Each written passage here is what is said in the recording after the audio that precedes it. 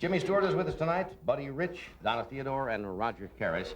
You know, I saw the other night they were playing on television again, Anatomy of a Murder, with Jimmy Stewart and Lee Remick and Ben Gazzara, and I realized all over again what a great, fine actor Jimmy Stewart is. You really forget because he makes it look so easy. Would you welcome, please, Jimmy Stewart.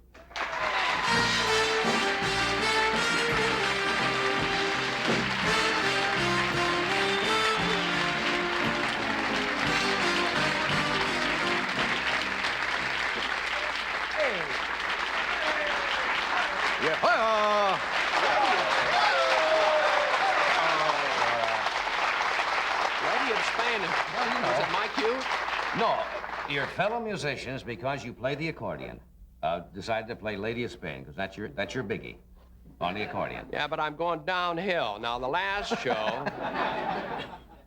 show, you only let me play 7 bars. Right. You know?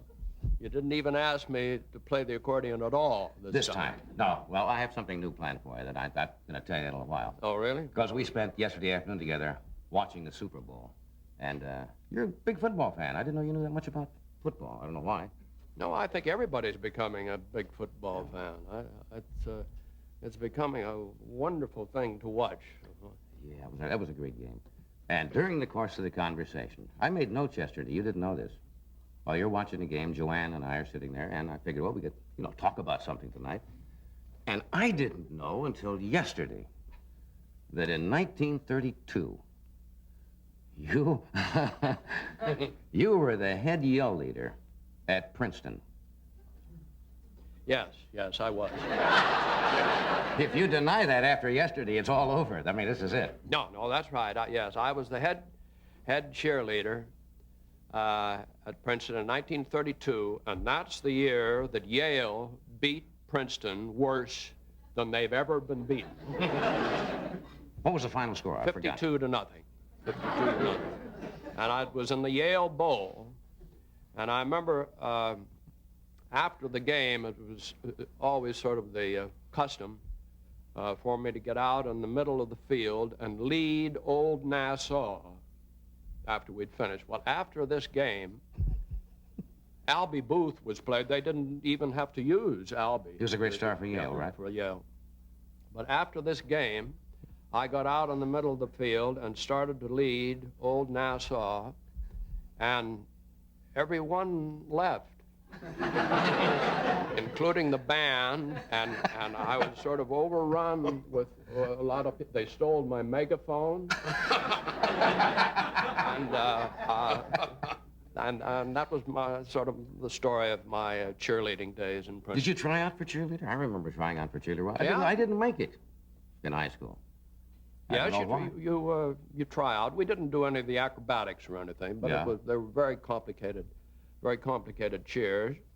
And the Daily Princetonian had an editorial after the game and blamed me partly for the defeat, the 52 to nothing. Yeah. Well, I remember you talking about that yesterday. You remember what I said to you? I said, of course, when you were cheerleading at Princeton, they only had 3 men on the team at the time, and you thought that was pretty funny yesterday. Yesterday, you thought that was a riot. How come tonight, in front of 12 million people, that's not funny? I'm still trying to figure it out. Oh.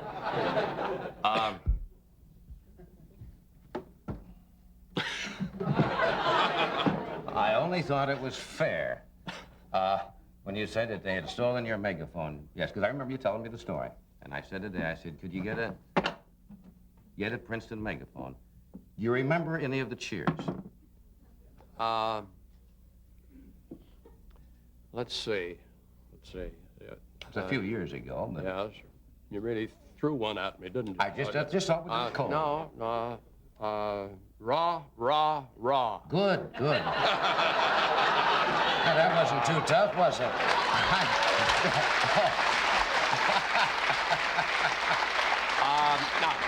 No wonder you lost the game for that kind of a cheer. John, can we hear with the megaphone? No, Try that. Maybe this will bring Same it back. thing with the Sometime you megaphone. have to actually have the equipment. No, we would do one locomotive. Hip.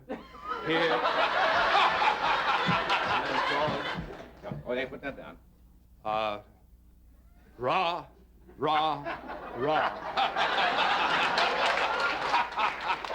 Tiger, tiger, tiger, sis, sis, sis, boom, boom, boom, bop. Princeton, Princeton, Princeton.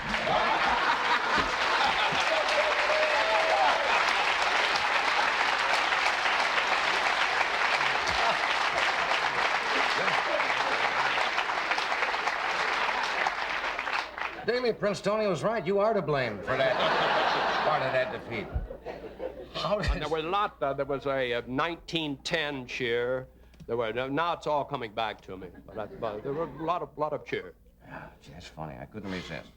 I didn't tell you I was gonna sneak you into this, did I? That's funny. How does old Nasty? You remember anymore? No. I don't know if that's exactly the way they had the. I think I'll quit on my head. Yeah. Gee, that was funny. You were telling some funny stories yesterday. Joanne was asking you when you were in New York, because 1932 was the real tops of the Depression, wasn't it? I mean, that was its height right then. Mm.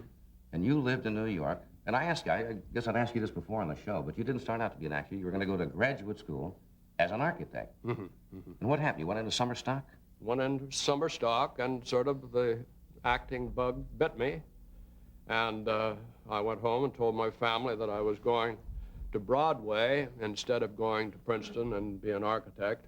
They must have been thrilled at that. Well, they all sort of reached for chairs, and my uncle came up right before I left and said, well, there's never been anybody connected with the theater and the Stewart family except Cy. Cy ran off and joined the circus, and he's been in jail several times, but that's the only Stewart that's ever been in show business. So that was sort of my going away present. But that was in 1932, and I decided, and I came to New York. You lived with some fascinating people in those days, too. Who were some of the people you roomed with? You were telling me about the rooming house you stayed in, and you wondered why you got such a low rent on it? Oh, yeah, we lived uptown, and got a fantastic $30 a month, and there were 5 or 6 of us, Hank Fonda and Myron McCormick and Nick Ferran and anybody else that happened to drop by. We wondered why such a low rent, and we didn't find out until we'd been living there for a long time that it was the headquarters of Legs Diamond.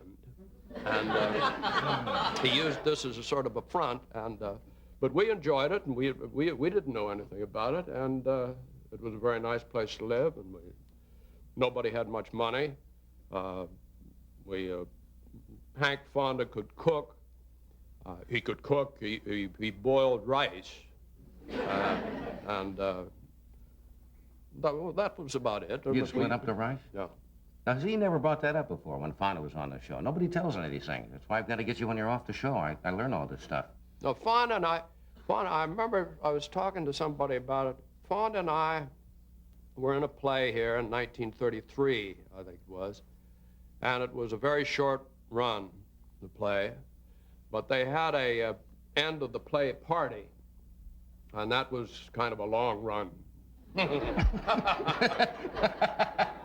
And I brought my accordion, and it was very late at night. It was up at the 47th Street Theater in the basement.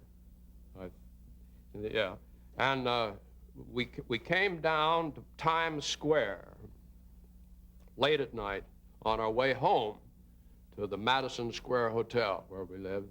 And Fonda said, when we got in Times Square, it was completely deserted.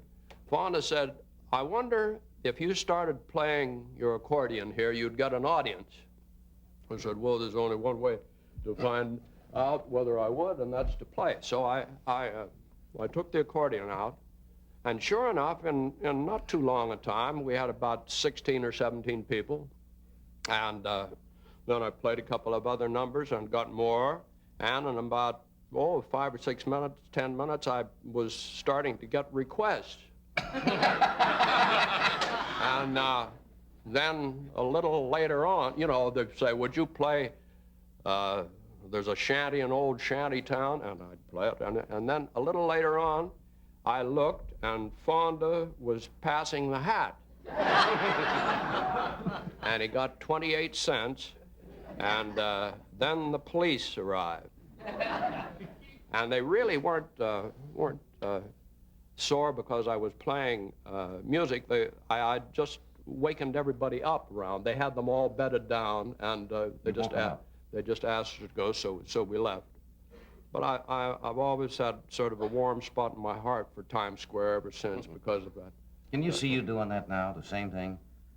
If you walked up there now and Hank Fonda and you started playing the accordion at Times Square and Fonda started, nowadays, you'd get a crowd.